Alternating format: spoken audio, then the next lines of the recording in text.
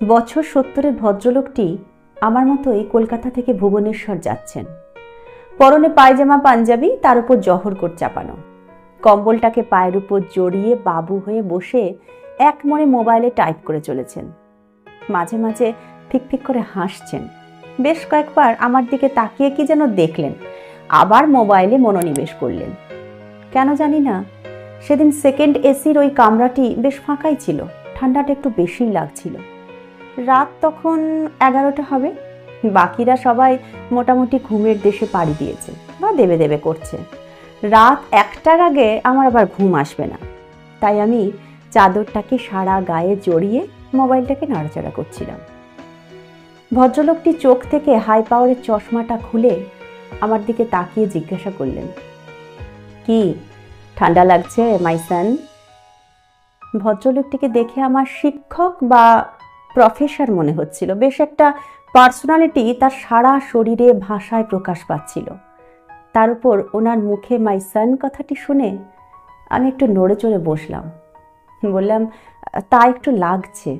ভদ্রলোকটি বললেন, এক্ষুনি লাস্ট কফিওয়ালা উঠবে, একটু কফি খেয়ে নাও, দেখবে ভালো লাগবে।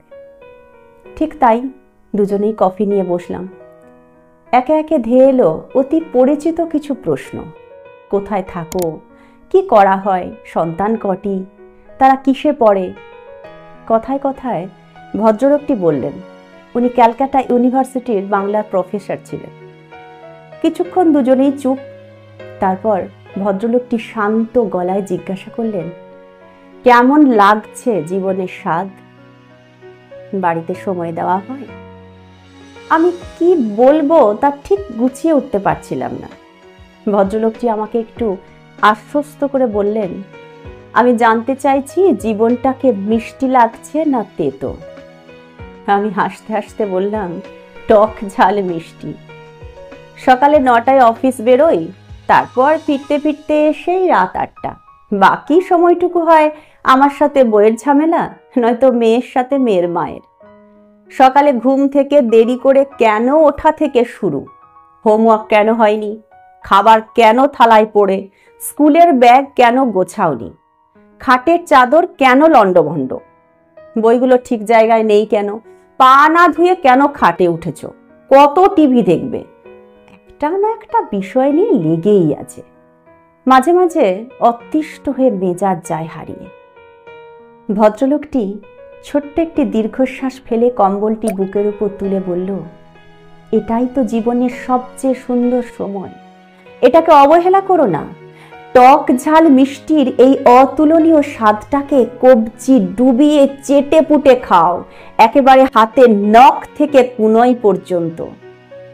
একটা সময় আসবে যখন ঘরে ঢুকে দেখবে চারিদিক নিঃশব্দ, বিছানার চাদরটা টান টান করে পাতা। মা মেয়ের প্রতিদিনের খণ্ডযুদ্ধ কোনো এক অলৌকিক ইশারায় চিরতরে অবসান ঘটেছে। মনে হবে চাদরটা দুহাত দিয়ে আবার লণ্ডভণ্ড করে অপূর্ণ যুদ্ধের দামামা বাজায়। বইয়ের তাকটা পরিপাটি করে সাজানো, হালকা সাদা ধুলোর আস্তরণ বইগুলোতে লেপ্টে আছে। মনে হবে সব বইগুলোকে পরিষ্কার টেবিলটার উপর আছড়ে ফেলে অসমাপ্ত অঙ্কগুলোকে ছোট্ট ছোট্ট হাত দুটো ধরে আবার একবার কষাই। সবকিছু ঠিকঠাক, কিন্তু চারিদিক মরুভূমির নিঃসঙ্গতা। সন্তানের পরিচিত গন্ধকে একটিবার পাওয়ার আশায় এ ঘর ও ঘর শুধু ঘুরপাক খাওয়া। বাড়ি থেকে বেরোবার সময় পেছনে নড়বে না কোনো আদুল হাতের টাটা। টিভিটা আপন মনেই চলতে থাকে, কেউ কেড়ে নেয় না রিমোটটা অযথা বাহানায়। খাবার টেবিলে শুকোতে থাকে এঁটো হাত, কেউ ছোবল দেয় না ডিমের কুসুমে। মোবাইলের ওপারে আদুরে আওয়াজ প্রতিদিন থেকে প্রতি সপ্তাহে, প্রতি সপ্তাহ থেকে প্রতি মাসে গিয়ে ঠেকবে। দুদিনের জন্য আসবে, যাবার সময় ব্যাগের ভিতর নিয়ে যাবে হাঁটি হাঁটি পা পা থেকে একটু একটু করে গড়ে তোলা সব স্বপ্ন। দৃষ্টিশক্তি ধীরে ধীরে লোপ পাবে, বাড়বে শুধু ওষুধের সংখ্যা।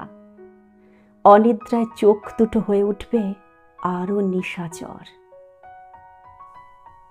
ভদ্রলোকটির প্রতিটি কথা ট্রেনের বিকট আওয়াজ পেরিয়ে বুকের ভিতর যেন তীরের মতো বিঁধছিল। আমি বললাম, তাহলে বাঁচার উপায়?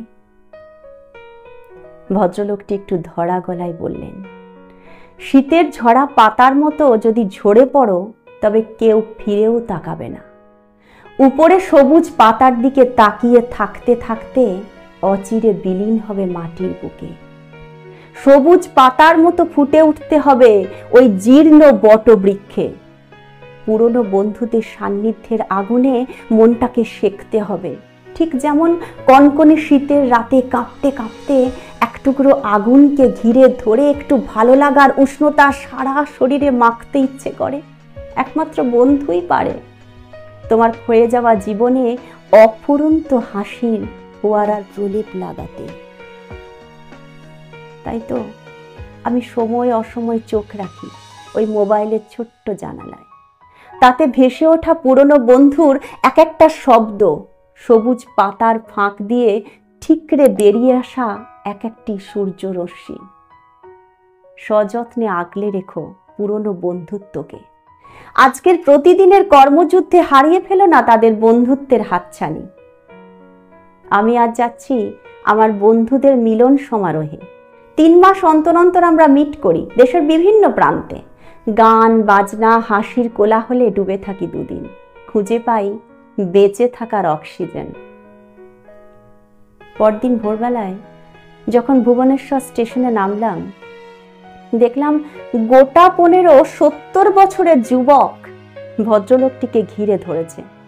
হাসতে হাসতে তারা এগিয়ে চলেছে নতুন ভুবন গড়তে। আমাকে দেখে ভদ্রলোকটি হাত নেড়ে বলল, লুক মাই সন, এরাই আমার এক একটি সবুজ পাতা। জানি না 20 বছর পর আমাদের ভবিষ্যৎ কি হবে। জানি না মোবাইলে টাইপ করার শক্তি হাতে মজুদ থাকবে কিনা। হয়তো ধীরে ধীরে চোখের দৃষ্টি আবছা হয়ে আসবে। গ্রুপের গানের আসর হয়তো তখনও একই রকম ভাবে জমে উঠবে, কিন্তু হঠাৎ করে বেঈমান হয়ে উঠবে আমার শ্রবণ শক্তি। আস্তে আস্তে শিথিল হবে আমার স্মৃতিশক্তির বাঁধন। তবু থেমে যেন না যায় বন্ধুত্ব।